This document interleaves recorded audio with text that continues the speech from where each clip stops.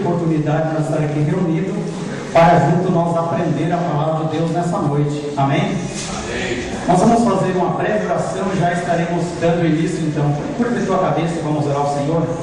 Pai Celestial, nós te agradecemos nessa noite, Senhor, por essa grande oportunidade que concede a tua igreja de poder estar aqui reunidos para aqui aprender a tua santa e bendita palavra. Deus, nessa noite pedimos que a cada um que adentrou neste lugar, neste ambiente, que o Senhor possa iluminar, Jesus, amém, o entendimento, para que possa compreender os mistérios da tua palavra. Deus, nessa noite nós queremos já te agradecer no nome de Jesus, amém e amém, Senhor. Podeis tomar assento, meus irmãos.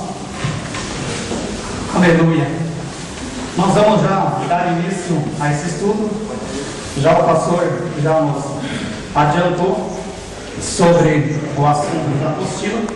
Os irmãos têm toda a liberdade para adquirir a apostila, para acompanhar. Eu já trouxe aqui, depois nós vamos ver ali, claro que nós não vamos acompanhar pela Bíblia, eu já trouxe ali já na sequência do DVD, está todos os versículos que nós vamos citar na escatologia, para nós ganharmos tempo. Se fosse, claro, nós abrir a Bíblia em cada versículo, nos ia tomar muito tempo, então já trouxe ali tudo para nós, então, para nós adiantar, então. O tempo parece ser muito longo, 5 dias, mas para mim é curto, de fato.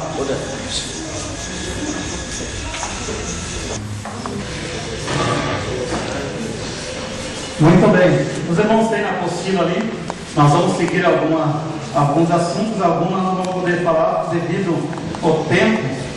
Precisaria, os irmãos sabem que a escatologia completa levaria pelo menos 15 dias para nós adicionar, e nós vamos adicionar em 5 dias, então vamos procurar ser breve.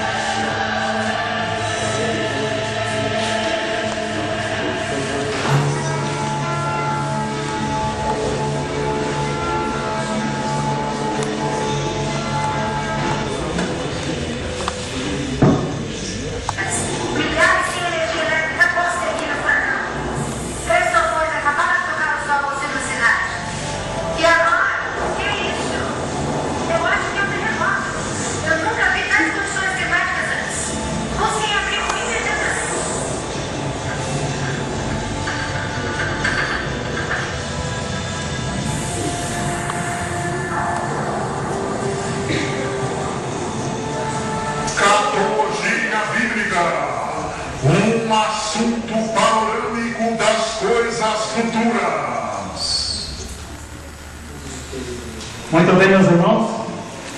Quantos aqui sabem o que é a palavra escatologia? Levante a mão.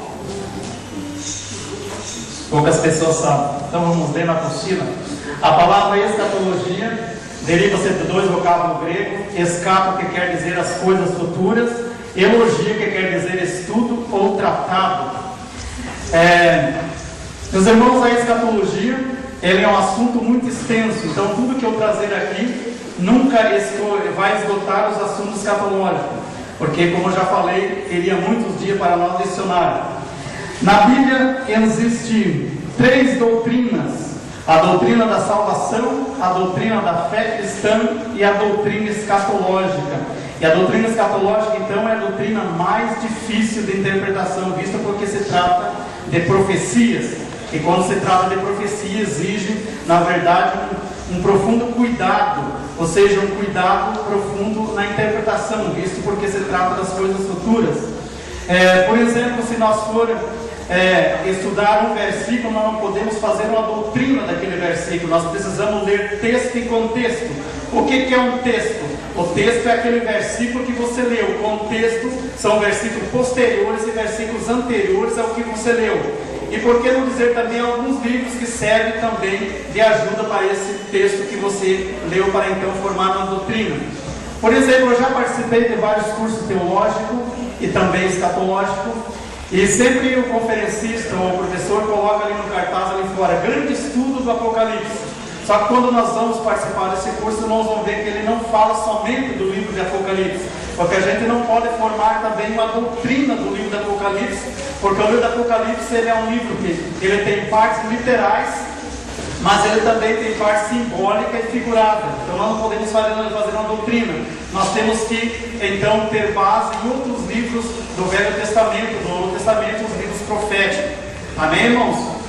Então a escatologia, por ser um assunto de difícil interpretação, nunca chegará alguém ao extremo do conhecimento das profecias da Bíblia. Sempre vai existir dúvidas. Por isso o apóstolo Paulo, escrevendo em 2 Coríntios, capítulo 13, verso 12, ele diz que nós conhecemos por partes, por enigmas, mas quando nós chegarmos no céu, tudo será revelado. Amém, irmãos? Em Deuteronômio capítulo 29, vamos só anotar, se os irmãos ali na apostila não tem. Deuteronômio capítulo 29, verso 29, a Bíblia diz assim, que as coisas encobertas são para o Senhor nosso Deus, porém as reveladas são para nós e nossos filhos. Então eu acredito perfeitamente que Deus só revela para nós aquilo que é para nosso proveito, que é para a edificação do corpo de Cristo, para a edificação da igreja. Amém, irmãos? Em Amós capítulo 3, versículo 7, a Bíblia diz assim: certamente Deus não fará coisa alguma sem antes ter revelado o seu segredo aos seus santos, os profetas. Deus, no Velho Testamento, quando ele ia realizar alguma coisa, ele enviava um anjo revelar ao profeta, ou através de visão, ou de sonhos, ou através até de uma aparição teofânica da parte de Deus. Ele então revelava ao profeta, e o profeta passava as informações ao povo. No Novo Testamento, em Colossenses capítulo 1, versículo 26, a Bíblia diz assim, o apóstolo Paulo dizendo assim: as coisas que estavam ocultas no passado, que eram consideradas mistérios, a nós hoje foi revelado através do Espírito Santo de Deus. Amém, irmãos? Então Deus, nesses últimos tempos, através do Espírito Santo, tem revelado coisas grandes, profundas dos mistérios escatológicos. O Espírito Santo está trabalhando nesses últimos dias para transformar o povo através da sua santa e bendita palavra, apesar de que Satanás, por outro lado, está trabalhando para desvirtuar as pessoas, o pensamento, com doutrinas vãs e doutrinas heréticas.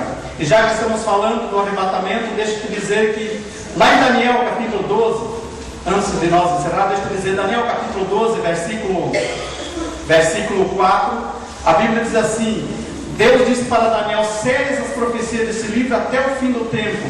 Em Apocalipse capítulo 22, versículo 10, Jesus disse para João: não seles, porque próximo está o tempo.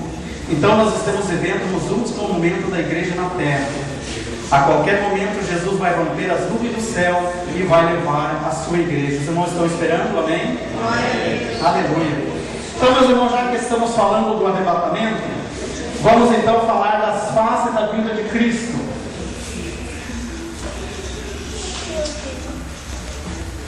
Gostaria de perguntar para a igreja: quantas vezes Jesus virá a partir de hoje? Quantas vezes? A igreja sabe? 2 vezes. Muito bem. A primeira virá para arrebatar a igreja. Ele virá somente até nas nuvens. A segunda vez ele virá com a igreja e com os anjos. Ele será no Monte das Oliveiras para livrar Israel, no finalzinho da grande tribulação. Eu fiz questão de trazer esses versículos para comparar entre a primeira e a segunda vinda de Jesus, porque principalmente para os novos convertidos, às vezes pode surgir muitas dúvidas e acabar tirando conclusões precipitadas.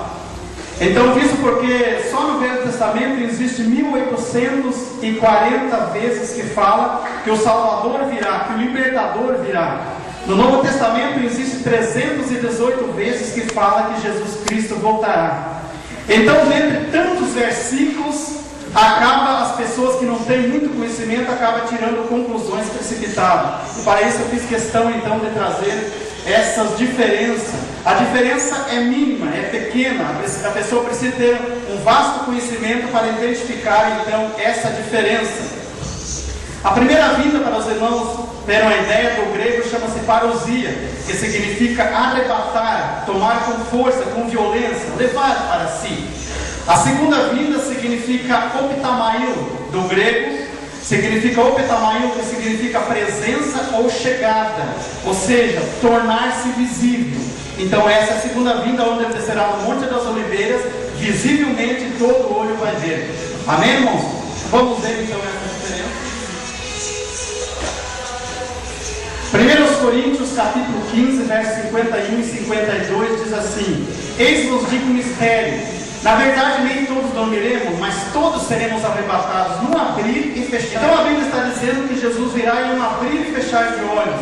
Segundo os estudiosos, um abrir e fechar de olhos é equivalente a 6 milésimos de segundo. Então não vai dar tempo da pessoa pedir perdão para seu companheiro e muito menos para Deus, será em milésimo de segundo. Então este é o arrebatamento. Os irmãos observem que realmente Jesus virá muito rápido. Veja esse outro versículo, Apocalipse capítulo 1, versículo 7. Parece até um paradoxo, parece uma contradição esse versículo, mas irmãos vão ver que realmente se trata de outro assunto, que é a segunda vinda. A Bíblia diz: Eis que vem nas nuvens e todo olho verá, até mesmo os que os transpassarem. A Bíblia está dizendo que todo olho vai ver. Se todo olho vai ver, então não será em milésimo de segundo. Então está falando exatamente de um versículo, ou seja, de um assunto oposto, que é a segunda vinda. Se eu fosse trazer para os irmãos este estudo, há uns, por exemplo, uns 120, 150 anos atrás, os irmãos não iam entender esse versículo, porque o povo da época não entendia. Imagina só, nós estar aqui em Joinville, Jesus descer lá em Jerusalém, no Monte das Oliveiras, e todo olho ver. Como é que nós ia ver Jesus descer lá? Naquele tempo não tinha televisão, não tinha internet, não tinha rádio, então eles não entendiam. Hoje para nós fica muito fácil nós entender, porque hoje através da televisão, da internet, nós conseguimos ver Jesus descendo lá. Imagine quando Jesus descer no Monte das Oliveiras, com certeza vai reunir ali cinegrafistas, jornalistas, repórteres, e hoje a tecnologia está tão avançada que eles conseguem filmar e passar ao vivo, diretamente para o canal de televisão, e o mundo inteiro vai ver. Hoje existe o celular 3G que já inventaram, que tem televisão e tem uma internet avançada. A pessoa pode estar lá no mar, ou lá no meio de um mato, ele pode acessar a internet ou a televisão e ver Jesus descer lá. Amém, irmãos? Então esta é a segunda vinda, para então livrar Israel. Então na sequência, Apocalipse capítulo 15, verso 16. Eis que veio como ladrão, bem-aventurados que guardam suas vestes, para que não ande nu. A Bíblia está dizendo que Jesus virá como ladrão. Para que Jesus usou essa frase que viria como ladrão? Exatamente porque o ladrão não avisa que hora vai roubar. Ele não manda um telegrama na casa de alguém dizendo: não me aguarda, porque tal dia eu vou roubar a tua casa. Ele não avisa, ele vai secretamente. Jesus usou essa frase para explicar também duas coisas: primeiro, que ele virá muito rápido, e segundo, que ele virá secretamente. Por isso que nós temos que estar preparados. Você poderia me perguntar nessa noite: mas irmão Adão, para que Jesus não marcou então a data da sua vinda? Exatamente porque, imagina só, se Jesus dissesse: eu vou vir em 1012, ou seja, no ano 2012 arrebatar a igreja. Aí as pessoas viviam em pecado até 2011, aceitavam Jesus perdoaria, porque Jesus disse: todo que vinha a mim de maneira nenhuma lançarei fora. As pessoas aceitavam Jesus e acessavam. Não, Jesus quer que as pessoas aceitem Ele e sirvam com sinceridade, não por interesse. Amém, irmãos? Nós que estamos aqui nessa noite, eu creio que ninguém de nós está aqui por um outro motivo, a não ser para adorar o nome do Senhor de coração e não por interesse. Amém, irmãos? Atos capítulo 1, versículo 11. Da forma que ele subiu, ele polêmica até mesmo dentro da igreja pentecostal, porque muitos acreditam se tratar do arrebatamento, mas eu quero já explicar para os irmãos que não se trata do arrebatamento. Os irmãos sabem que quem escreveu o livro de Atos foi Lucas. Lucas, no final do seu capítulo, ele começa então a narrar os últimos momentos de Jesus, junto com os discípulos no Monte das Oliveiras. E veja que Lucas então ele narra Jesus dizendo assim para os discípulos: ficar em Jerusalém até que do alto seja revestido o Espírito Santo. E Jesus estava falando com os discípulos, de repente ele vai subindo e chega numa nuvem e desaparece. E os discípulos ficaram atentos olhando, e de repente quando eles olham para o lado, vê dois anjos. E os anjos olharam para os discípulos e disseram: varões galileus, por que estão olhando para cima? O mesmo Senhor que vocês viram subir, da forma que ele subiu, ele virá. Então os anjos disseram que da forma que Jesus subiu ao céu, ele vai voltar na terra, no Monte das Oliveiras, então para o povo judeu. Amém, irmãos? Então esse versículo também trata da segunda vinda para libertar Israel. Mateus capítulo 24, verso 27 diz assim: porque assim como o relâmpago sai do oriente e se mostra até o ocidente, assim também será a vinda do Filho do Homem. O relâmpago, quando ele aparece de um lado, ele some do outro em milésimo de segundo, é muito rápido. Então esse também é o arrebatamento da igreja. Judas, versículo 14, diz que ele virá com milhares de seres. Então esse também é a segunda vinda, onde ele vai vir com a igreja no final da grande tribulação e com os anjos, que a Bíblia fala então milhares de seres santos. Vamos ver então os últimos dois versículos para nós encerrar esse assunto. Lucas capítulo 21, verso 35, diz que ele virá como um laço sobre os quatro cantos da terra. E Jesus disse que viria como um laço. Os irmãos sabem que o laçador, quando pega o laço, ele começa a manejar o laço, e de repente, quando o animal menos percebe, ele solta o laço e pega de surpresa. Jesus usou também essa frase para explicar também dois motivos: que ele virá muito rápido e também de surpresa. Por isso nós temos que estar preparados, conforme o versículo que o irmão leu nessa noite, para nós vigiar, porque não sabemos o dia nem a hora em que há de vir o Filho do Homem. Amém, irmão? Zacarias capítulo 14, verso 4 e 5 diz então que ele vai descer no Monte das Oliveiras. Quando ele pisar no Monte das Oliveiras, a Bíblia diz que esse monte vai se abrir ao meio e vai formar um grande vale nesse monte. E segundo os historiadores, acredita que então esse vale seja o julgamento das ações vivas, conforme profetizou Joel no capítulo 3. O grande julgamento das ações vivas nesse grande vale que vai se abrir no momento que Jesus pisar no Monte das Oliveiras. Amém, irmãos? Então estes são os versículos que falam sobre a diferença da primeira e a segunda vinda, ou seja, sobre as fases. Vamos ver agora sobre os sinais que indicariam a vinda de Jesus. E quando esses sinais estivessem acontecendo, era para a igreja ficar atenta, esperando, porque a qualquer momento Jesus voltaria. Para isso, os irmãos mantêm a Bíblia aberta no capítulo 24. É claro que os irmãos não vão ler, vão só acompanhar. Esse templo que os irmãos estão observando aqui, ele é o templo hoje dos muçulmanos. Os muçulmanos têm dois templos. Eles têm o templo da Kuta do Rochedo e a mesquita de Aqsa. Esse templo foi construído no ano 636 da nossa era cristã pelos muçulmanos, porque eles acreditam que ali seja o lugar que Maomé subiu ao céu. E então eles construíram um grande templo. Em 591 foi reformado esse templo. Em 1075 teve outra ampliação. Esse templo está muito grande, muito lindo. Ele mede 60 metros de comprimento por 42 de largura e 30 de altura. Um templo muito lindo. Os irmãos sabem que o primeiro templo construído para o povo judeu, pelos cristãos, foi construído por Salomão em 959 a.C., um templo muito lindo, adornado em ouro, muito maravilhoso. Mas em 586 a.C., Nabucodonosor invadiu Jerusalém, destruiu esse templo. Os irmãos sabem muito bem da história de Nabucodonosor. A Babilônia oprimiu muito Israel por 3 vezes. Em 606 invadiu Jerusalém, levou Daniel, levou também Sadraque, Mesaque e Abednego cativo para o cativeiro, levou também Ezequiel com 22 anos de idade. Em 597 ele invadiu novamente, levou os jovens para o cativeiro, e em 586 ele veio definitivamente, destruiu o templo, destruiu a cidade e levou o restante do povo judeu para o cativeiro. Mas agora em 535 a.C., os Médios e Persas então venceram a Babilônia e começaram a reinar sobre Israel. E foi na verdade uma providência divina, porque Ciro agora, Ciro agora ordenou, ou seja, assinou um decreto que o povo judeu poderia reconstruir o templo. E Zorobabel então e Zacarias, no ano 516 a.C., reconstruíram novamente esse templo, que foi um templo muito lindo. Em 167 a.C., quem era o rei da Síria agora então era Antíoco Epifanes. Antíoco Epifanes, segundo a história, é um anticristo que está por vir, foi um homem terrível. Ele profanou o templo, chegou a oferecer um porco em cima do altar, fez o maior escarcéu, como diz outro, dentro do templo do Senhor, roubou os utensílios domésticos, e enfim chegou a consagrar o templo ao deus Zeus, ao deus Baco, também ao deus do vinho. E Deus irou tanto na época. Segundo o livro de Macabeus, esse Antíoco Epifânio foi fulminado por Deus.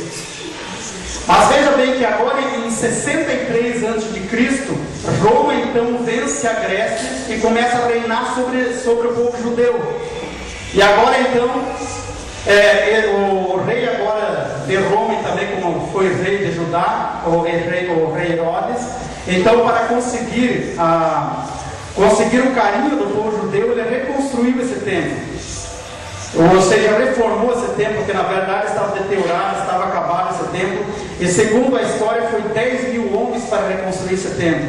E conforme está no Evangelho de João, capítulo 2, versículo 21, diz que levou 46 anos para reconstruir esse templo. Ficou um templo, segundo a história, muito mais limpo ainda do que o templo construído por Salomão.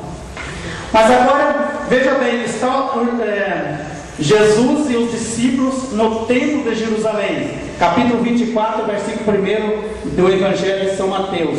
E os discípulos começaram então a mostrar a estrutura do templo para Jesus. E disseram: mestre, olha que templo lindo, olha como ficou magnífico, porque de fato tinha ficado muito lindo. E Jesus, olhando para ele, disse: olha, não ficará aqui pedra sobre pedra que não seja derribada, tudo vai ser destruído. Então ele se dirigiu até o Monte das Oliveiras.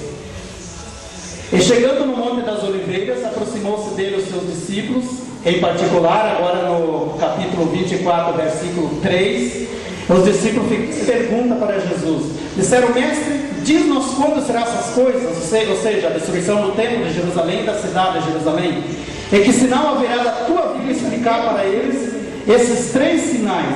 E dentro do capítulo 24 do Evangelho de São Mateus e parte do capítulo 25 está inserido mais de 20 sinais. E dentre esses sinais está a destruição do templo, o arrebatamento da igreja e até o fim do mundo. E Jesus começa então agora a falar sobre o primeiro sinal.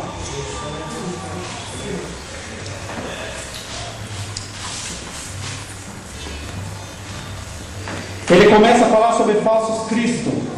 Lá no capítulo 24, verso 5, sobre falsos cristos. Jesus se preocupou muito com falsos cristos, porque ele sabia que quando surgisse um falso Cristo, poderia desvirtuar muitas pessoas, poderia levar muitas pessoas ao inferno. Deixa eu só falar para os irmãos o seguinte: guarda essa palavra, que o meu interesse para os irmãos que adquiriram a apostila, eu vou fazer uma prova para entregar para os irmãos na terça-feira, que os irmãos fazer em casa com calma. Eu vou dar nota e eu vou dar um certificado para os irmãos. Então guarde muito bem alguns assuntos aqui para os irmãos então fazer a provinha. É só para os irmãos saber que realmente aprendeu. Amém? Então veja bem, para nós identificar um falso Cristo hoje é muito fácil, porque os irmãos sabem que a primeira vez para arrebatar a igreja, Jesus virá somente até nos ares, ele não virá à terra. Então logo quando surge um indivíduo na terra dizendo que é Cristo, logo vamos saber que é um impostor, é um falso Cristo, porque Jesus não virá à terra. Amém? Quem não conhece esse homem chamado Henrique Cristo? Quantos aqui conhecem? Levante a mão. Muito bem, a igreja toda conhece praticamente. Então esse Henrique Cristo, ele está em Curitiba, ele fundou uma igreja em Curitiba chamada a Igreja Católica Sucumbirá, eu os levarei à salvação. Segundo ele diz que ele é a primeira reencarnação de Jesus.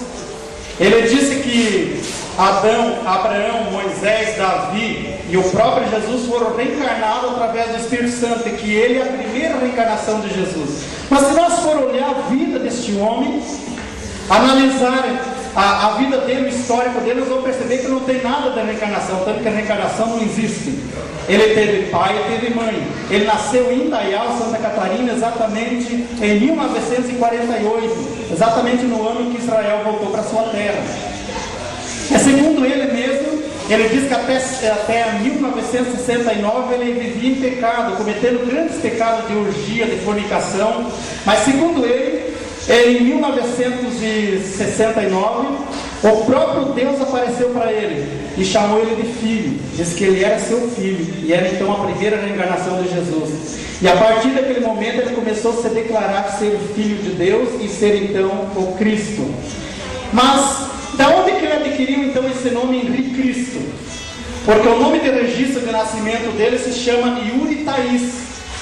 Só que Yuri Thaís é alemão, é um nome alemão, então a tradução de Yuri do alemão para o português fica, ou seja, fica Henri.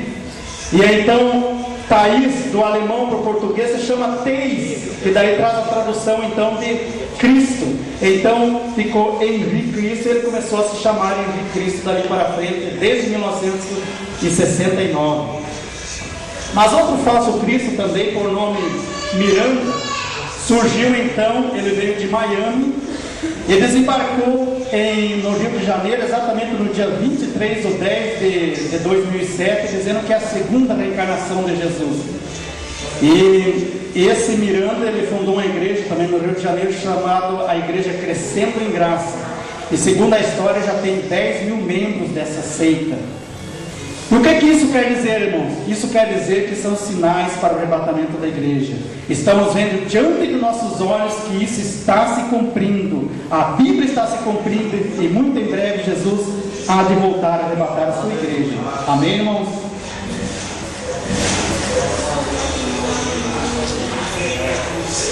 Mateus capítulo 24, verso 6, a Bíblia prossegue: e ouvireis de guerras e de rumores de guerras. Olhai-vos, não os assusteis, porque é necessário que isso tudo... Jesus está dizendo que não seria o fim do mundo, mas seria sinais para o arrebatamento da igreja. Os irmãos sabem que muitas guerras já surgiram.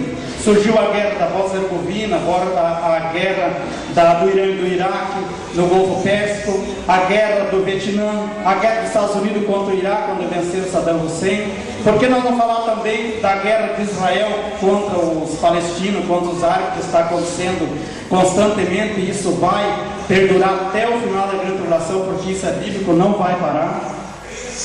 Por que nós não falar também da primeira e da segunda grande guerra mundial? A primeira grande guerra mundial aconteceu em 1914 a 1917, morreu mais de 20 milhões de pessoas. A segunda grande guerra mundial aconteceu em 1939 e 1945, morreu mais de 50 milhões de pessoas. Mas deixa eu te dizer que vai acontecer a terceira guerra mundial.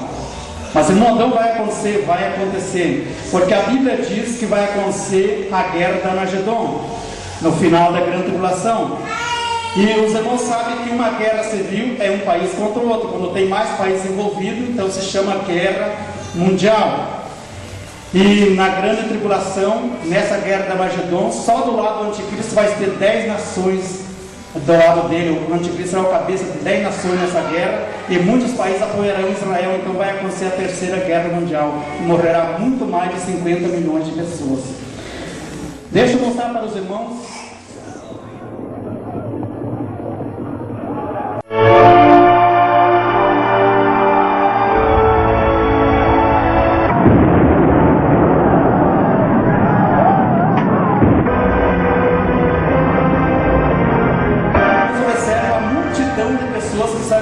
Nessa guerra, vocês vão ver que a imagem está preta e branca, porque naquele tempo não tinha TV colorida. Mas os irmãos observem, eu parei esse vídeo para explicar para os irmãos o seguinte: quando existe então uma guerra civil, geralmente eles convidam as pessoas, quando falam com soldados, eles convidam as pessoas que já serviram o exército. Quando acontece uma guerra mundial, então eles convocam, mesmo as pessoas que foram dispensadas, eles convocam os homens para guerrear. E a Bíblia diz então que vai morrer milhares e milhões de pessoas. Lá em Zacarias capítulo 13 e versículo 8, a Bíblia diz que vai sobrar a terça parte somente da população da terra. Então hoje existem 7 bilhões de pessoas no mundo, 7 bilhões de habitantes. Se o ataque fosse hoje, então nós dividir 7 por 4, daria aproximadamente 1.750 milhões de pessoas que morreriam nessa guerra. No capítulo 6 de Apocalipse, versículo 8, quando surgiu o cavalo amarelo, a Bíblia diz que esse cavalo amarelo vai matar a quarta parte da população do mundo, com pragas, peste e com espada, ou seja, na guerra. No capítulo 15 de Apocalipse, quando aqueles demônios terríveis forem soltos, a Bíblia diz então que vai morrer a terça parte da população do mundo. Então vai morrer bilhões e bilhões de pessoas até o final da grande tribulação. Mas a igreja do Senhor estará lá no céu, glorificando e exaltando o nome do Senhor. Amém, irmãos?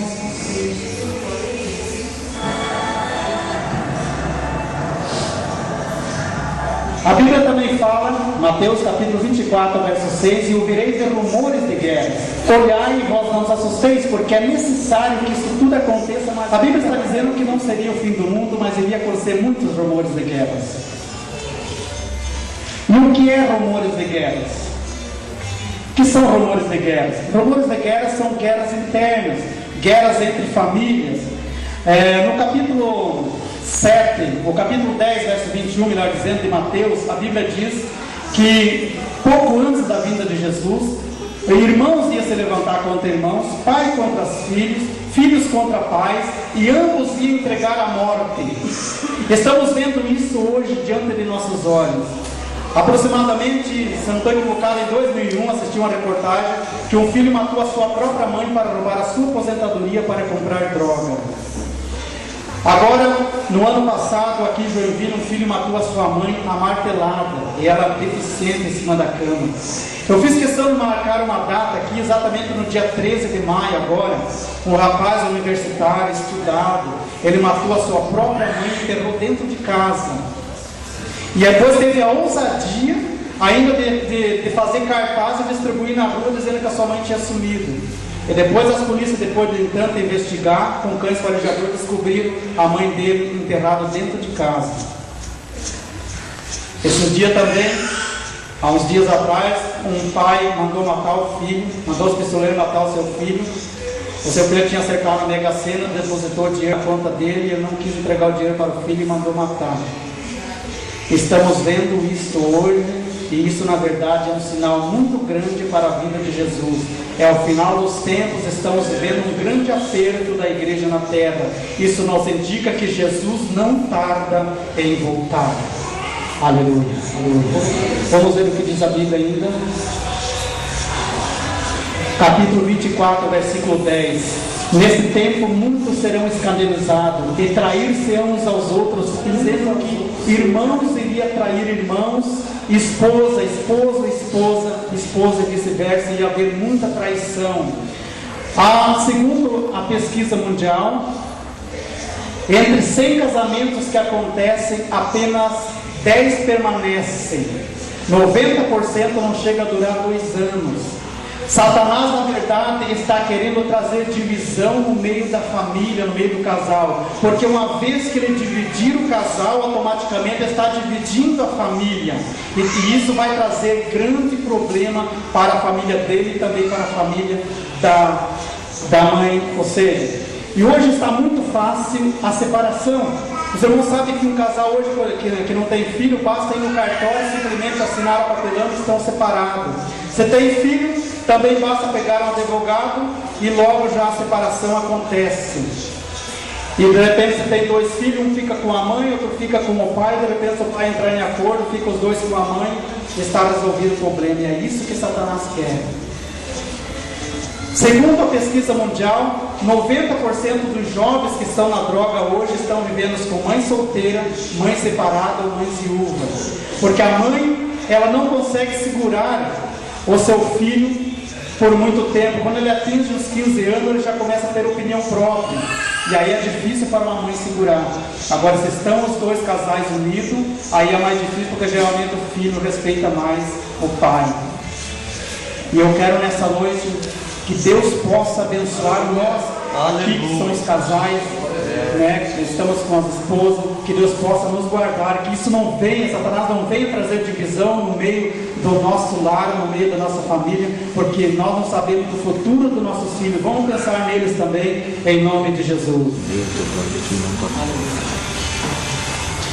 Rumores de guerras também são terrorismo nas cidades, terrorismo no mundo. Em Mateus capítulo 24, verso 12 diz: e por se multiplicar a iniquidade, o amor. A Bíblia está dizendo que ia chegar um tempo que as pessoas não iam ter mais amor no coração, aquele amor puro, aquele amor genuíno.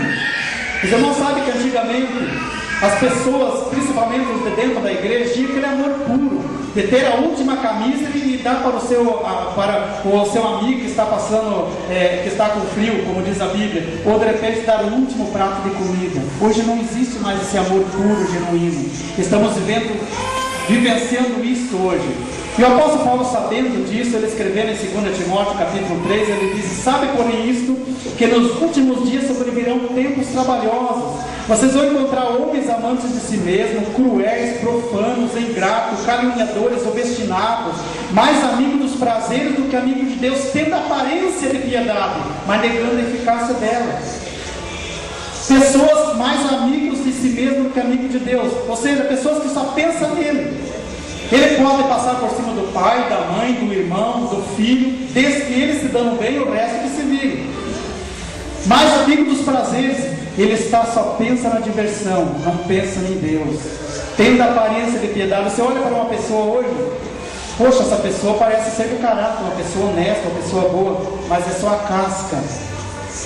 Por dentro, ele é um lobo devorador, ele é um lobo vestido de ovelha. Estamos presenciando hoje pessoas que só a aparência é de santidade, por dentro só Deus conhece. Estamos presenciando isso. As pessoas não têm mais amor. Observe a violência que está no mundo hoje. Nós indica que muito em breve Jesus voltará. Eu trouxe aqui um pequeno vídeo do terrorismo ali em Rio de Janeiro. Para os irmãos terem uma ideia, eu pensava que Rio de Janeiro era a cidade mais violenta do Brasil, e não é. Nesse ano eu descobri que a cidade mais violenta de 2009 foi exatamente Vitória do Espírito Santo. Para ter uma ideia, morreram 576 pessoas assassinadas, e praticamente 90% das pessoas morreram pelos traficantes porque estavam envolvidos nas drogas. Os irmãos sabem que a droga entrou no Brasil há pouco mais de 30 anos e já está uma epidemia. Jovens que entram hoje para as drogas não conseguem mais sair, acaba traficando, e de repente ele não quer mais traficar, quer parar, agora os traficantes não deixam ele parar. Eu acredito que muitos irmãos aqui, alguns irmãos já foi liberto disso, sabem o que eu estou falando. Os traficantes aí não deixam ele parar, perseguem para matar, porque ele está dando lucro para os traficantes. Então vamos orar para nossos filhos, para que Deus o guarde, porque entrar para as drogas não tem escape. Observe que são mortos com 20 anos de idade, 18 anos, acaba sendo ceifado cedo ainda.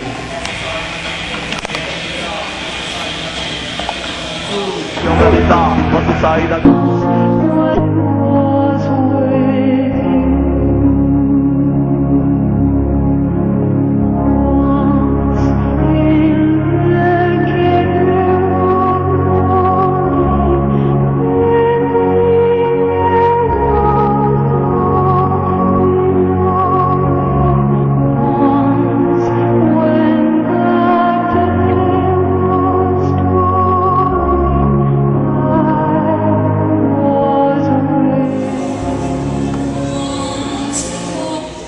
A JB fica até sem palavra para explicar um assunto desse. Uma pessoa tem prazer de ver a morte dos outros. Pessoa usada por Satanás mesmo. Coisa terrível. Só Deus para ter misericórdia. Mas vamos prosseguir então, porque o assunto é muito longo. Mateus capítulo 24, verso 7. E haverá fomes. Veja que a palavra está no plural. A Bíblia fala então que haverá fomes e não fome no singular. Estamos presenciando fome no mundo inteiro. Segundo os estudos ambientais, desde o ano de 1945, mais de 12 mil acres de terra já foram danificados no Brasil. Segundo a pesquisa mundial também, diz que 57 mil pessoas morrem por ano de fome em todo o mundo. Isso é 156 pessoas por dia morrem de fome em todo o mundo. Na África, estão tentando se manter de uma colheita até a próxima. Pessoas ali estão morrendo. Na África do Sul existe hoje 773 milhões de habitantes. Na África, os irmãos sabem, no continente africano existe a classe que é rica, mas a classe pobre é pobre mesmo, estão na miséria, abaixo da pobreza. Eu estava pensando esses dias, os irmãos sabem que está sendo realizada a Copa do Mundo agora em Joanesburgo, na África. Eles gastaram bilhões para construir aquele campo. Para que eles não ajudem então os pobres que estão morrendo de fome naquele país. Isso que é ganância no coração das pessoas. Eles só pensam nele, conforme o versículo que nós já lemos. Amante de si mesmo, só pensa no seu prazer. Eu estava meditando esses dias e estava lembrando da passagem de Tiago, capítulo 5, aonde Tiago diz: vós ricos, chorai e pranteai nas vossas misérias que sobre vós hão de vir. O vosso ouro e a vossa prata enferrujaram, e a ferrugem dará testemunho contra vós, porque entesouraste para os últimos dias. Eis que o jornaleiro dos trabalhadores que ceifaram a vossa terra, que por vós foi diminuído, clama, e o clamor dos que ceifaram entraram nos ouvidos do Senhor dos Exércitos. Mas espera aí, irmão Adão, os ricos vão ficar pobres, vão chorar sua miséria? Não, meus irmãos. Deixa eu explicar para os irmãos. Eles estão entesourando para os últimos dias, ou seja, estão estocando para os últimos dias. Como assim? Veja bem, eu trabalhava em 96 na Embraco, e já naquele tempo eles estavam instalando robôs das empresas. Eu trabalhava de motorista de empilhadeira na Embraco, e eles começaram a instalar robôs, e os robôs faziam serviço por 10 pessoas, cada robô. Então a Embraco demitiu muitos funcionários, inclusive eu fui demitido naquela época. Porque o robô, meus irmãos, ele não pega férias, o robô não fica doente, o robô não pega atestado, não precisa pagar 13º, então tem muita vantagem com isso. As empresas vão só fabricando e vão então, a produção só tende a aumentar. Eu trabalhava em 98 na Tupi, e os irmãos que trabalham lá, que estão aqui hoje, de repente já trabalhou, vão testemunhar do que eu estou falando. A Tupi parou por 3 meses, porque não conseguia vender, ou seja, as peças que tinha em estoque, porque a Tupi vendia e vende ainda peça para motor de carro, vendia para BMW, para Mercedes, para Volks, para Ford e tal. E a Volks tinha 3.000 carros no pátio, não conseguia vender. E aí a Tupi o que fez? Demitiu alguns funcionários, reduziu os funcionários e para outros deu férias coletiva. E eu trabalhava na usinagem de motorista empilhadeira, e eu começava então a estocar aquelas peças, e começava a estocar até perto do teto daquela fábrica, e começava a trazer pelos corredores. E depois, 1 mês e pouco depois, eu olhava a última caixa de baixo, estava ferrujada, e eu comecei a lembrar desse versículo: vós ricos, chorai e pranteai a vossa miséria, porque entesouraste para os últimos dias. Eles não estão pensando no dia de amanhã, estão pensando só no dia de hoje. Estão entesourando, achando que vão ter lucro, mas uma vez que demitiu os funcionários, porque o comércio é uma rede. Para mim comprar um eletrodoméstico, por exemplo, eu preciso estar para quem vender. Eu sei, para fabricar tem que ter para quem vender. Se eu estou desempregado, não vou poder comprar. E isso então vai enferrujar. Isso, falando de televisores, de aparelhos de som, as empresas estão só produção, mas não estão pensando no dia de amanhã. E isso está se cumprindo em nossos dias. A Bíblia diz que essas pessoas que foram demitidas por eles clamam, e o clamor tem chegado diante dos ouvidos do Senhor dos Exércitos. É uma profecia para os últimos dias? Pode ser. Estamos vendo isso em nossos dias hoje. Deus não se agrada desse tipo de coisa que as empresas estão fazendo, colocar robô e deixar um pai de família desempregado. Amém, irmãos? Os irmãos observem, a África é um país, como eu já falei, 773 milhões de habitantes. É um continente grande. Mas o que me chama muita atenção, meus irmãos, nesses últimos dias, por exemplo, a China, a Índia, por exemplo. A Índia, os irmãos sabem que a maior população do mundo hoje tem 1 bilhão e 300 milhões de habitantes. A China tem 1 bilhão e 180 milhões de habitantes. E eu imagino que, eu posso até estar errado, mas eu imagino que é uma permissão de Deus que a fome atinja esses países.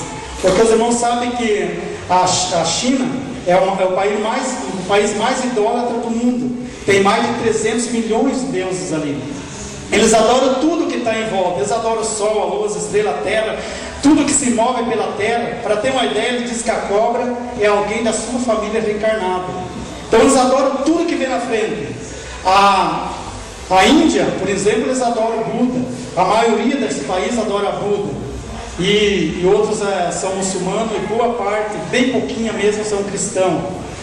E em muitos países hoje estão perecendo da fome, e com certeza é permissão de Deus, porque eles esqueceram de Deus, e muitos na verdade nem conhecem a Deus, e aí não tem como Deus abençoar. Os irmãos vão ver agora um clipe de como está a situação na África. Crianças ali, jovens, adolescentes com 15 anos que não pesam o peso equivalente à sua idade, ou seja, não atinge 15 quilos, barriga, pernas, barriga pelaçada, braço e perna fininha, coisas. En todo lugar no la puedes esconder, no te puedes necesidad. Enciende una luz en la oscuridad. Dice Romanos capítulo 10, verso 14. ¿Cómo pues invocarán a aquel en el cual no han creído?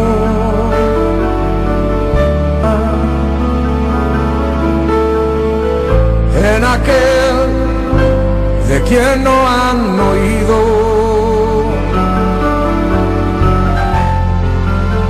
¿Y cómo oirán si nadie les predica?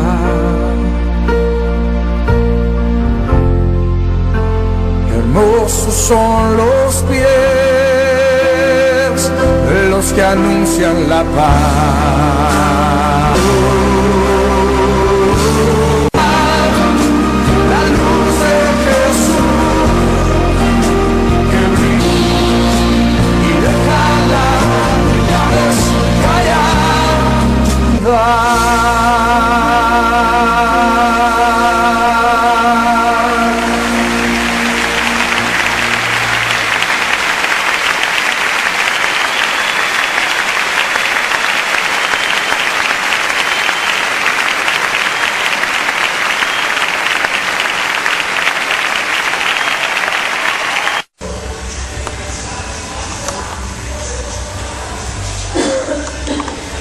Jesus precisa de mim e de você, irmãos. Eu quero dizer uma coisa nessa noite. O dinheiro que você aplica na obra missionária não é em vão. O teu R$10 que você ajuda os missionários não é em vão. Os irmãos, imaginem as pessoas aonde a internet, a televisão, ou seja, o meio de comunicação não chega, os missionários estão lá no matão evangelizando. E eles não podem ir lá simplesmente levar a palavra de Deus para uma pessoa que está passando necessidade. Ele precisa levar pelo menos uma cestinha básica. Porque chegar somente e pregar a palavra lá não resolve. Ele precisa primeiro agradar a pessoa. E se ele não tiver dinheiro, a nossa contribuição, como que ele vai fazer? É verdade. Eu quero dizer uma coisa nessa noite. Vamos investir na obra, porque Jesus está voltando.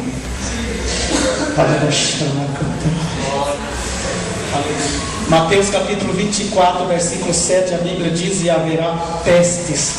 A palavra peste no idioma grego chama-se pragas ou doença. Então podemos interpretar que pouco antes da vinda de Jesus haveria estranhas doenças. Doenças que os antibióticos pareciam não curar. Pouco antes da vinda de Jesus.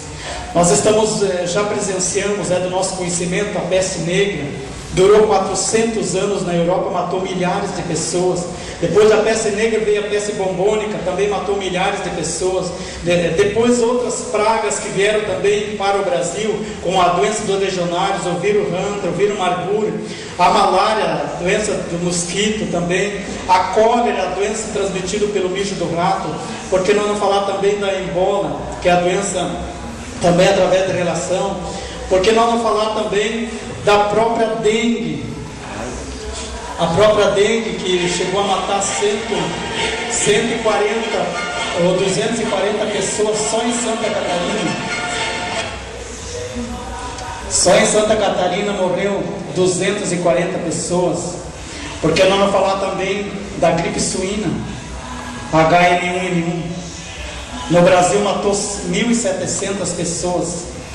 Só em Santa Catarina matou também 230, quase 240 pessoas. Agora, sábado passado, a primeira vítima em Camboriú, um jovem morreu desta dessa peste, dessa gripe suína. Porque nós vamos falar também da AIDS, a famosa AIDS, HIV. No mundo já existe 48 milhões infectados pelo HIV. Cada dia está aumentando mais as pestes no mundo. E o que é isso? É sinal para o arrebatamento da igreja. Muito em breve Jesus vai voltar. Amém, irmãos?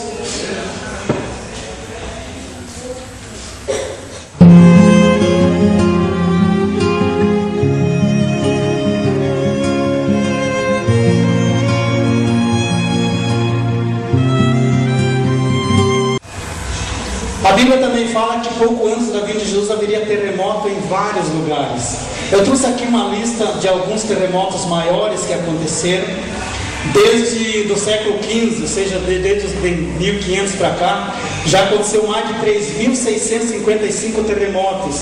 Eu trouxe aqui apenas uns dados de alguns terremotos maiores. Em 1908, na Itália, um terremoto matou 75 mil pessoas. Em 1920, em Kanto, na China, um terremoto arrasou 10 cidades, deixando cerca de 200 mil pessoas mortas. Em 1923, em Tóquio, no Japão, um terremoto matou 140 mil pessoas. Em 1960, em Agadir, Marrocos, um terremoto matou 12 mil pessoas. Em 1976, em Tangzhou, na China, um terremoto... Eu esqueci de colocar aqui também um terremoto na China que aconteceu, que foi o maior, matou 830 mil pessoas. Os irmãos sabem que o terremoto do Haiti, que não está aqui também, matou 230 mil pessoas. E aconteceu 5 terremotos na sequência. Só que eu não trouxe ali também, não trouxe também o do Chile nem da Turquia, que foi mais atual agora. Então, algumas pessoas já perguntaram, esse da China foi o terremoto maior até hoje, que matou 830 mil pessoas? Não é que foi o maior, é como eu já falei para os irmãos, a China é o maior país do mundo em população, 1 bilhão e 300 milhões de pessoas. O Haiti, para ter uma ideia, tem apenas 8 milhões e 300 mil habitantes apenas. E já morreu 230 mil, imagina se esse terremoto fosse na China ou na Índia. Segundo o que eu sei, na escala Richter, acho que atingiu 8,8, uma coisa assim. Imagina se fosse esse na China. Em 1908, na Armênia, um terremoto matou 25 mil pessoas. E em 1923, em Kobe, no Japão, um terremoto matou 4 mil pessoas. Vamos ver agora como se forma, então, um terremoto. Os que já estudaram sabem que a primeira camada da Terra é a litosfera. A segunda, a 100 km, está a crosta. E depois está, então, a tenosfera. Abaixo da tenosfera, então, está chamadas placas tectônicas. E abaixo das placas tectônicas, então, estão a chamada lava-gama, que é muito quente. Para ter uma ideia, a 6.378 quilômetros de profundidade, segundo os cientistas, até o centro da Terra, chega a atingir 5.000 graus a temperatura. Imagina o forno da Tupi, segundo o que eu sei, a temperatura ali do forno é de 1.200 graus, pelo que eu sei. Imagina 5.000 graus. Nesse forno da Tupi, larga um pedaço de ferro, nem chega no fundo, dependendo do tamanho, já derrete. Imagina 5.000 graus. E aí esse calor, ele vai pressionando essas placas tectônicas, que são rochas gigantescas, algumas do tamanho de um país. Para ter uma ideia, há muitos anos atrás, há milhares de anos, existia apenas 12 placas tectônicas. Hoje existem 52 placas tectônicas, porque elas acabam se chocando e acabam formando um pedaço gigantesco. Hoje está com 52, por isso que os terremotos estão mais constantes, porque há mais placas no mundo todo. E quando elas acabam então se chocando, acaba então abrindo uma fenda enorme nela, e daí essa lava-gama sobe com uma pressão muito forte para cima, estourando esses grandes vulcões em vários lugares do mundo.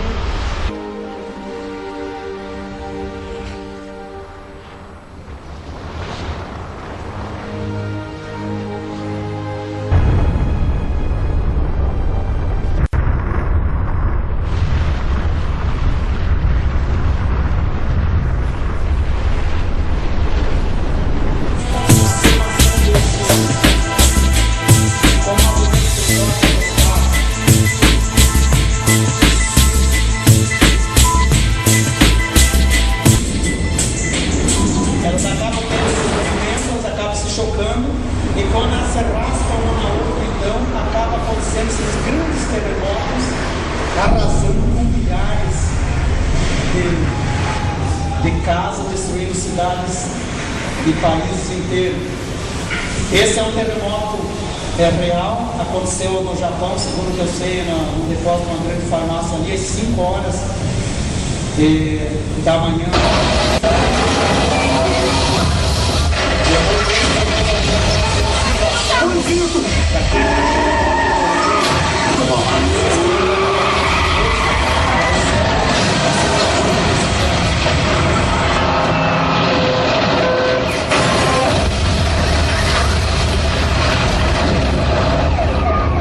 Jackson, acelera, tá tudo desmoronando! Gente, ai meu Deus.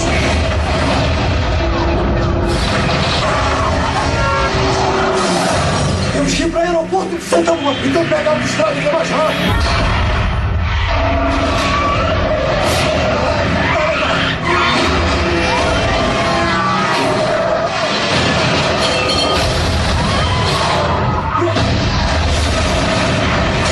Temos que ir para o outro lado da estrada.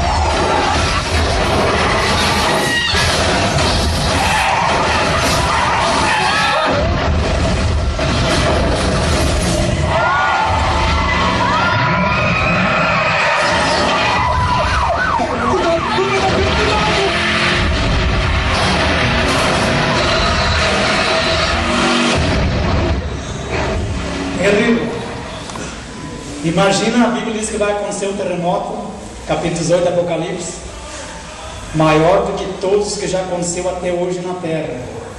Mas a igreja do Senhor não estará mais aqui. Amém. Essa simulação pode ser que seja real. Fala também em Mateus capítulo 24, versículo 11, o profeta não é o mesmo falso Cristo. O falso profeta é aquele que prega mentira. Os irmãos sabem que no Velho Testamento, como eu já falei, existiam os profetas de Deus, que Deus revelava, enviava anjo, revelava para o profeta ou através de sonho ou visão, ou através de uma teofania da parte de Deus. No Novo Testamento existe o dom de profecia, que então a pessoa, conforme diz o apóstolo Paulo, pedir os melhores dons. O melhor dom, segundo o apóstolo Paulo, é o de profetizar. Então a pessoa recebe esse dom de profecia e o Espírito Santo revela alguns assuntos e o profeta entrega essa profecia. Agora, esse falso profeta que nós vamos estudar é aquele que usa a palavra de Deus para profetizar a mentira. Eu trouxe aqui duas pessoas, ou seja, o nome de duas pessoas, de dois falsos profetas.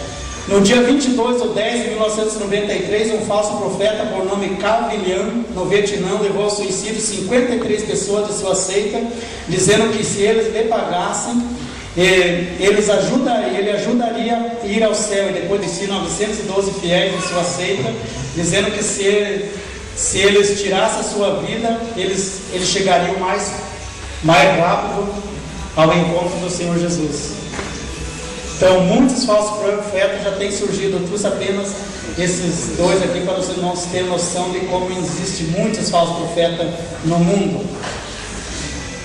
Dentre os sinais que Jesus falou que iria acontecer antes da sua volta, esta está se cumprindo hoje, é o evangelho pregado no mundo inteiro, Mateus 24, 12.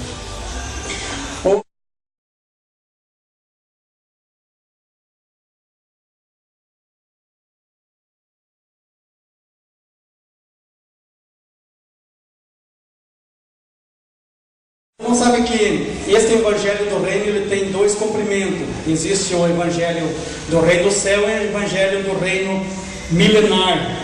Hoje nós estamos pregando o evangelho do reino dos céus, para que as pessoas se arrependam, sejam salvas e vão para o céu. Mas após o arrebatamento da igreja, eles continuarão a pregar que daí o evangelho milenar, ou seja, é o evangelho do reino milenar. É o reinado de Jesus de 1000 anos na terra. Algumas pessoas podem perguntar, mas por que nós temos que pregar o evangelho?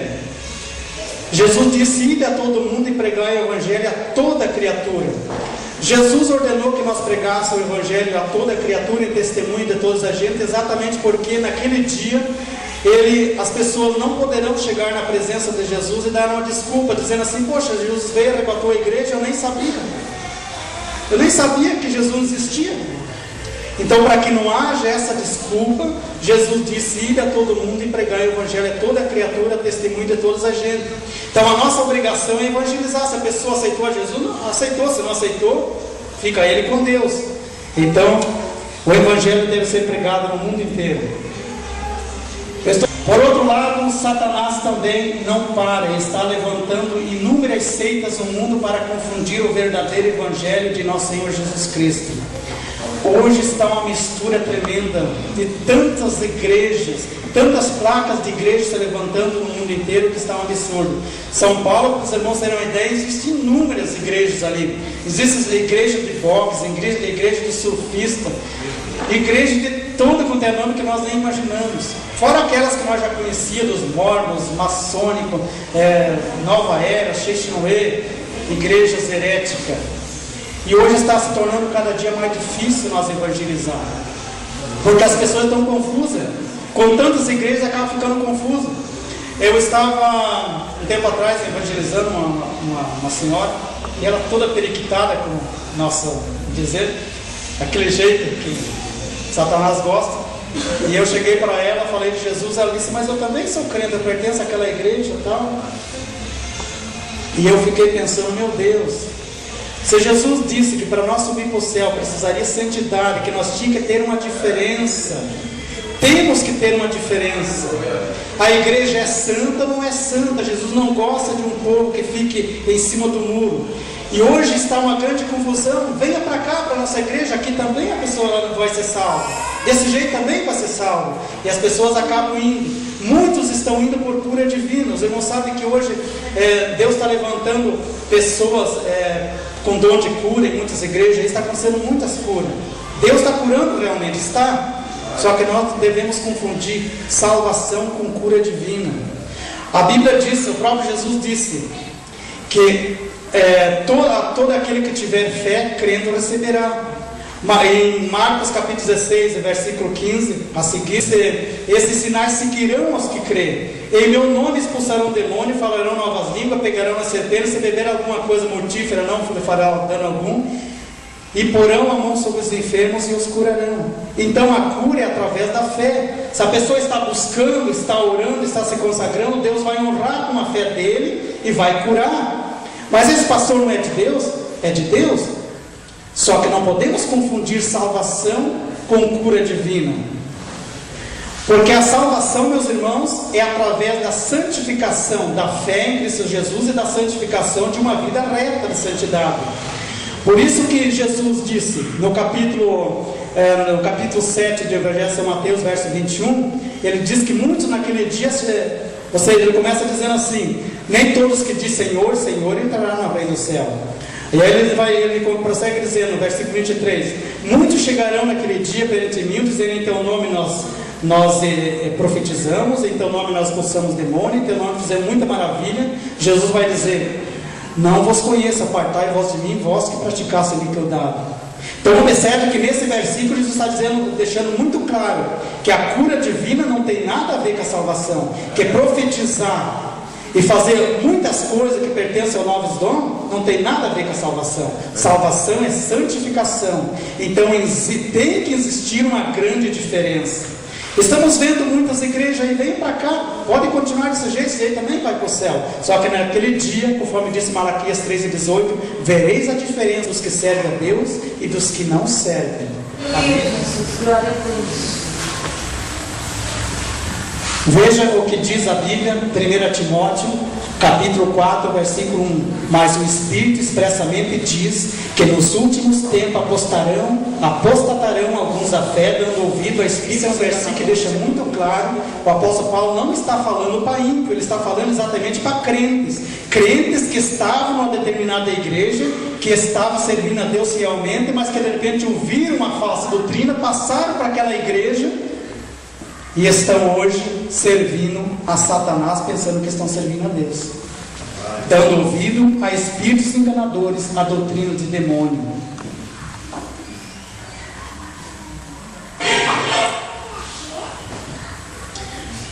satânico, dentre todas essas seitas que está surgindo hoje, uma que eu me preocupo muito hoje, ainda continua sendo a própria igreja de Satanás. Você não sabe, a igreja de Satanás foi fundada em Londres, nos Estados Unidos, em 1976, por Antônio LaVey, e eles têm 3 metas. Eu já falei um dia aqui, quando eu di uma palavra, as 3 metas que Satanás, que eles têm ali.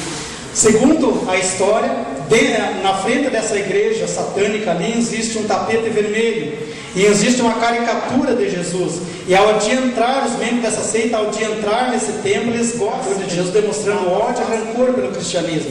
E dentro dessa igreja deles, ao lado da porta de dentro, existe uma imagem grande de bronze de Satanás, onde eles oferecem sacrifício, oferenda ao pé dessa imagem.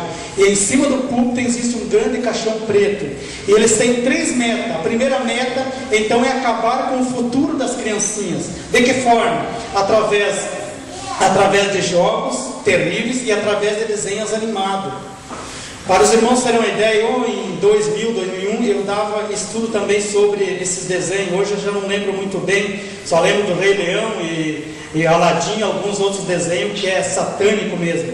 Mas para os irmãos terem uma ideia, em 2001, um pastor dos Estados Unidos, ele tinha uma filha naquele tempo com 11 anos, 10 anos, e um menino com 7 anos. E aquela menina, ele comprou um desenho, não sei que desenho que é, e aquela menina começou a assistir aquele desenho. E ela começou a assistir, acabava o desenho, ela colocava no começo e assistia. Ela assistiu, a não sei até que hora durante o dia, várias e várias vezes, mas atrás daquele desenho tinha uma mensagem subliminar. O que é uma mensagem subliminar, irmão? Uma mensagem subliminar é uma mensagem que está por trás daquela voz. Para o irmão que está filmando, não sabe que a fita VHS, se retroceder ela ao contrário, você escuta uma outra voz. E é essa voz ali que é a mensagem subliminar. Ela está por trás da voz que a gente escuta quando ela está correndo normalmente. E essa voz Satanás usa para influenciar a criança para o mal. Para os irmãos terem uma ideia, essa criança começou a assistir. A mãe dizia para ela: vamos almoçar. Não, mãe, vou assistir. Vamos almoçar. Não, vou assistir. E não sei que hora da tarde, aquela voz disse para ela: vai e mata tua mãe. Enquanto a mãe dela estava distraída, ela foi lá na cozinha, abriu a gaveta da pia, pegou a faca, e quando ela levantou para atacar na mãe, o filho gritou com ela. E a mãe dela se virou, escapou da faca e conseguiram tomar a faca da menina. Depois a menina disse que aquele desenho tinha mandado ela matar a sua mãe. Então, por trás de desenhos animados, existe uma mensagem subliminar. Não é todos os desenhos, mas existe desenhos que são satânicos. Então Satanás está usando esses meios hoje para acabar com as criancinhas. E segundo o método deles também é acabar com todos os pregadores. Muitos pregadores famosos hoje já caíram porque não vigiaram. E Satanás, meus irmãos, ele conhece o nosso ponto fraco. Ele conhece o ponto fraco de cada um de nós. Se o teu ponto fraco é mulher, saiba que Satanás não vai apresentar outra coisa, vai apresentar mulher para ti que é homem. Ele vai apresentar uma mulher. Se para uma mulher é traição também, vai apresentar um homem. Ou se de repente é a própria televisão, ele vai amarrar ela na televisão para que ela não ore, não venha para os cultos durante a semana, fique assistindo novela, coisa parecida. Então Satanás usa desta artimanha para atingir os cristãos. A terceira meta deles então eles estão jejuando a Satanás para que os demônios venham trazer desânimo para a igreja, para que os irmãos não orem, para que os irmãos não se consagrem e tenham desânimo de vir para a própria igreja para adorar o Senhor. É a meta do satanista. E nós que somos servos do Senhor, que conhecemos isso, temos que ficar atentos, porque senão Satanás, ele está acordado às 24 horas. Nós podemos estar dormindo, mas ele está vigiando. Hoje ele lança uma cilada. Se ele não conseguir derrubar nós, amanhã ele tenta de novo. Se não conseguir, ele tenta de volta. Ele não dorme, ele está vigiando às 24 horas. E nós temos que estar preparados. Por isso Jesus disse: orai e vigiai, para que não caias em tentação. Eu trouxe aqui um clipe de um culto satânico. Daí já estarei encerrando, para os irmãos terem uma ideia. Dentro da igreja satânica.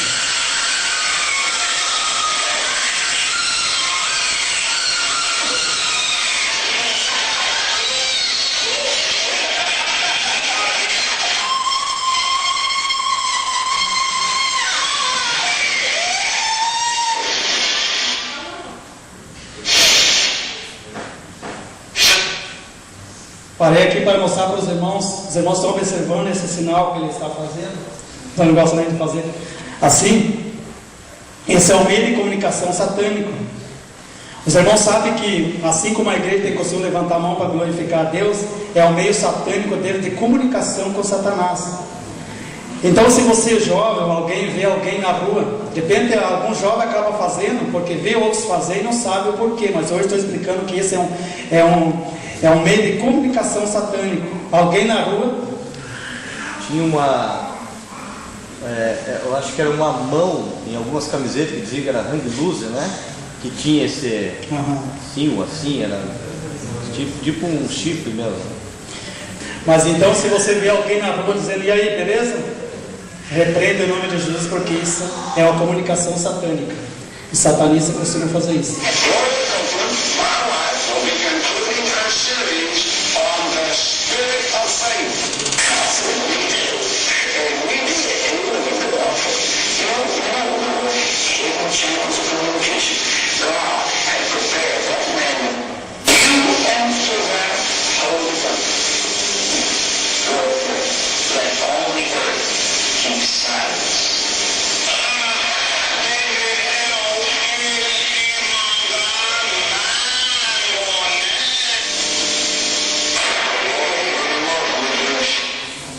Não dá para entender a língua deles, mas imagina só.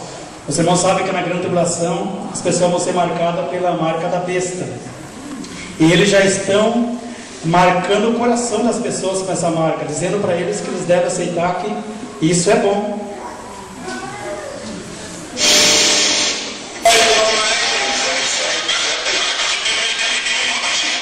Demasiada gente estão olhando, ou seja, mirando. Então o dinheiro das ofertas, tudo que eles tiram ali, eles oferecem diretamente a Satanás.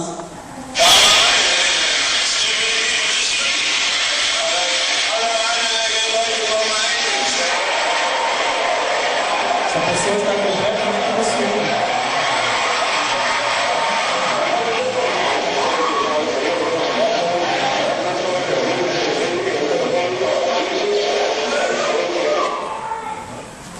Muito bem, meus irmãos, eu estarei encerrando agora, são 9h10, e convido os irmãos para se colocar em pé.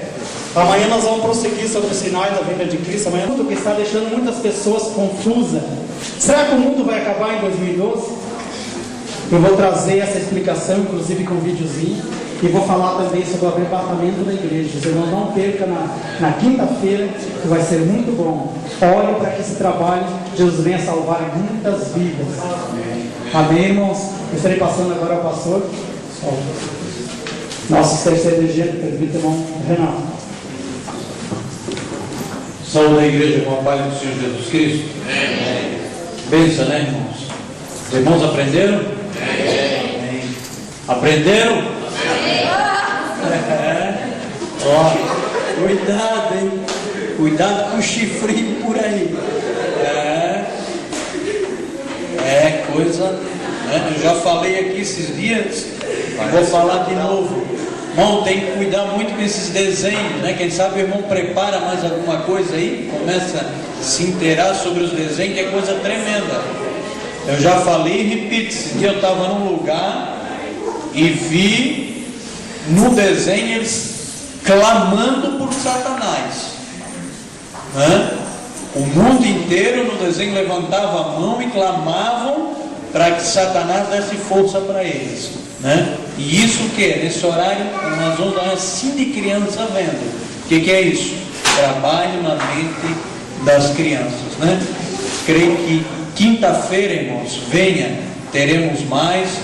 Se foi interessante hoje, creio que vai ficar mais interessante ainda, né, irmão Adão? Né? Irmão passou algumas coisas aí que ele vai passar em vídeo para nós, é coisa tremenda, né? E convide a outros, né?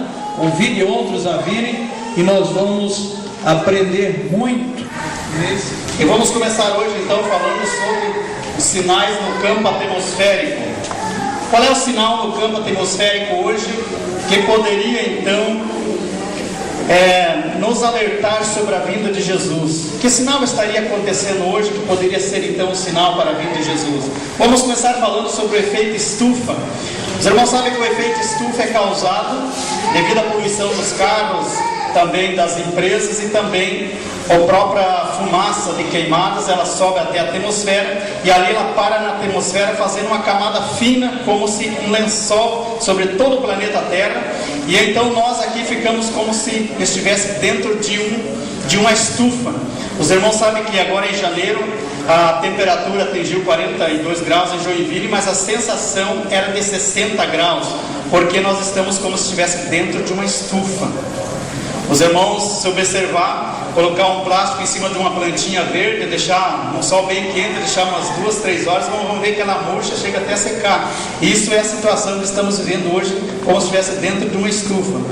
Também a destruição da camada de ozônio, cada dia está ficando maior o buraco na camada de ozônio e está trazendo muitos problemas, como câncer de pele na população.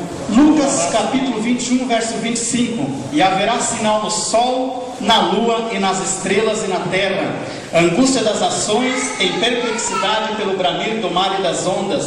Homens desmaiarão de terror na expectação das coisas que sobrevirão ao mundo. Portanto, as virtudes do céu. Começar então falando sobre o primeiro sinal no sol, que poderia ser então um sinal para o arrebatamento da igreja. Como estamos vendo, o sol está cada dia mais aquecendo.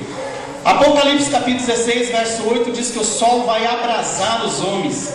Isaías capítulo 30, verso 26 e 27 diz: E a luz da lua será igual à luz do sol, e a luz do sol 7 vezes mais do que 7 dias. Alguns estudiosos, até inclusive já li alguns livros, que leva para o lado literal e diz que na grande tribulação o sol vai aquecer 7 vezes mais. É difícil para nós levar para o lado literal um versículo desse, porque é impossível um corpo humano suportar uma temperatura dessa de 7 vezes mais. Se nós formos pegar uma temperatura hoje de 20 graus e nós multiplicar por 7, daria 140 graus. E aí não há corpo humano que suporte uma temperatura dessa, sendo que o nosso corpo humano é apenas 36 graus. Mas há os que digam ainda que realmente vai aumentar. E baseado em Apocalipse capítulo 16, verso 8, então diz que o sol vai abrasar os homens a ponto deles blasfemar de Deus, e isso na grande tribulação. Mas enquanto isso a igreja já está lá no céu, amém? Os irmãos têm essa esperança? Amém. Glória ao nome de Jesus.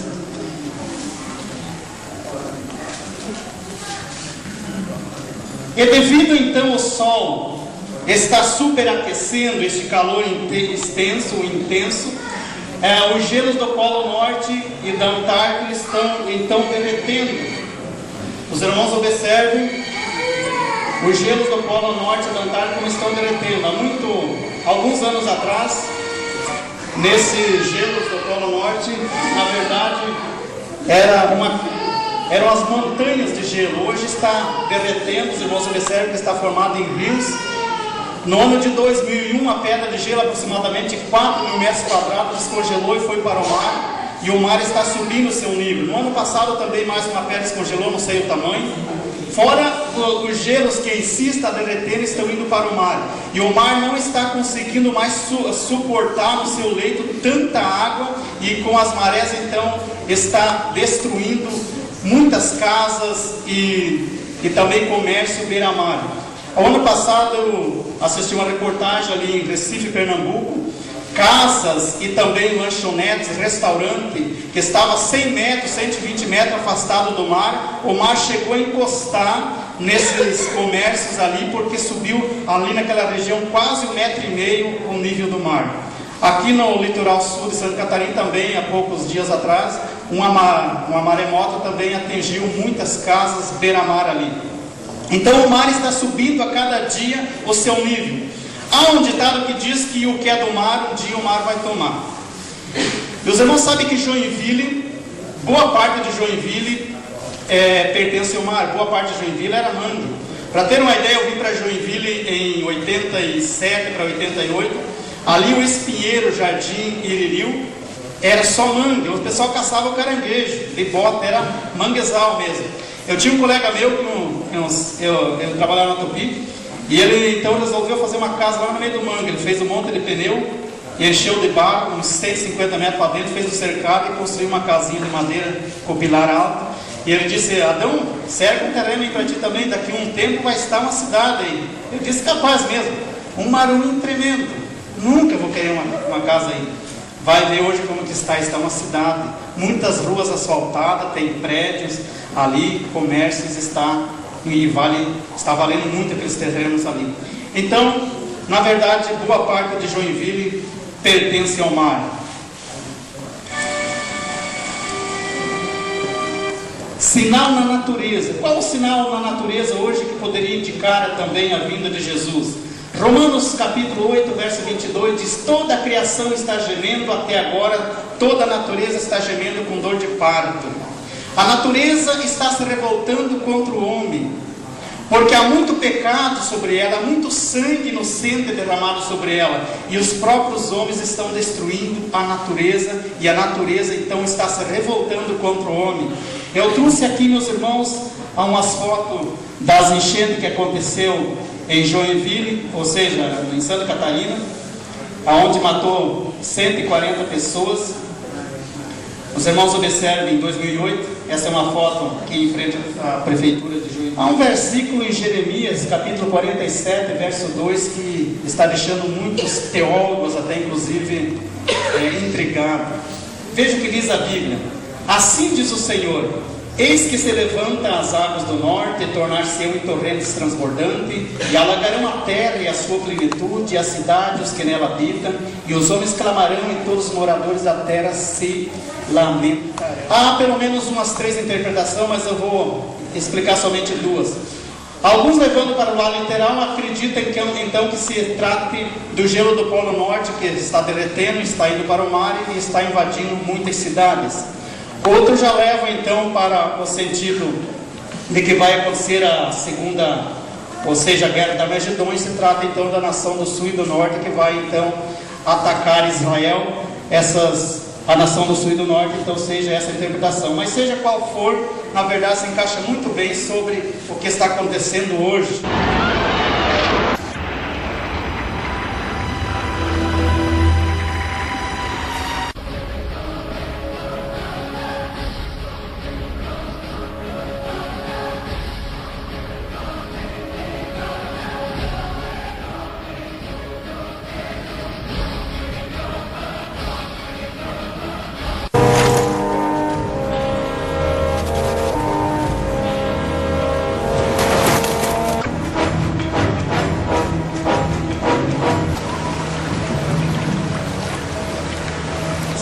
Observe que muitas cidades no Brasil e no mundo, lugares que nunca, na verdade, acontecia enchente, hoje está acontecendo enchentes em lugares que nunca aconteceu.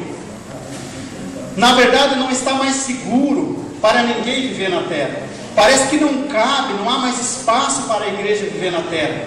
A cada dia que se passa está afunilando a cada dia mais. Há muito tempo atrás, os ricos, pessoa que tinha dinheiro de verdade, eles queriam comprar um terreno lá em cima no morro, porque de lá tinha uma vista bonita, que podia ver toda a cidade. Hoje ninguém quer mais, porque logo acontece uma chuva aí de 10, 15 dias, acontece o deslizamento, e aquela bela casa que ele fez vai parar lá embaixo e mata a família toda. Os irmãos lembram dessa enchente que aconteceu, ou seja, desse deslizamento que aconteceu em Angra dos Reis, no final do ano passado? Ali estavam várias famílias festejando numa bela mansão. De repente, 3 horas da manhã, acontece aquele deslizamento, matou 40 pessoas. Ali, Rio de Janeiro, lugar que nunca tinha acontecido o deslizamento. De repente, até na entrevista, muitas pessoas disseram: olha, nós estamos morando aqui há 50 anos, nunca aconteceu um deslizamento. De repente, agora acontece um deslizamento aqui, né, onde é que eles eram, um antigo depósito de um lixão, e matou ali 220 e poucas pessoas. Então não há mais, parece que ninguém está mais seguro na terra. A criminalidade, a catástrofe, há tantas coisas que está deixando as pessoas perplexas no mundo. E nós que conhecemos a palavra sabemos que Jesus está voltando. As pessoas não querem mais morar no morro, agora eu vou morar lá embaixo. Vou construir uma bela casa lá embaixo. Vem uma enchente, ele mora de qualquer jeito. Não quero mais morar lá embaixo, vou comprar um apartamento no último andar, lá no centro da cidade. Dá um terremoto e ele acaba morrendo. Não tem por onde escapar. Quando Deus permite que aconteça, realmente acontece. Glória ao nome de Jesus. Alagamento e tsunami. Os irmãos sabem que tsunami, na verdade, acontece também devido ao terremoto que acontece no centro do mar. E então a água sobe com a velocidade para cima, fazendo uma maré até de 50 metros e levando tudo.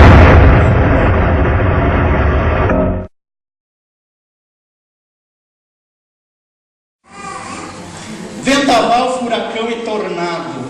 Seria sinal para a vinda de Jesus? Seria, porque cada vez está mais intenso. Os irmãos sabem que na questão de tormenta existem 3 tipos de vento. Existe o vento que é chamado tufão, o vendaval, que é mais com vento seco, com pouca chuva, mas também faz uma destruição muito grande. O furacão, ele atinge um espaço muito grande.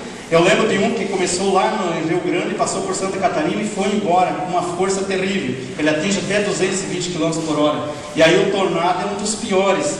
Ele atinge até menos espaço, mas também tudo que vem pela frente, ele arrasa. O tornado ele é de 0 a 5 graus. Com 1 grau ele já atinge 220 km por hora. 5 graus atinge até 500 km por hora. Eu estava vendo até poucos dias uma reportagem de um tornado que chegou a 500 km por hora. Foi terrível, quase que um rapaz que estava filmando.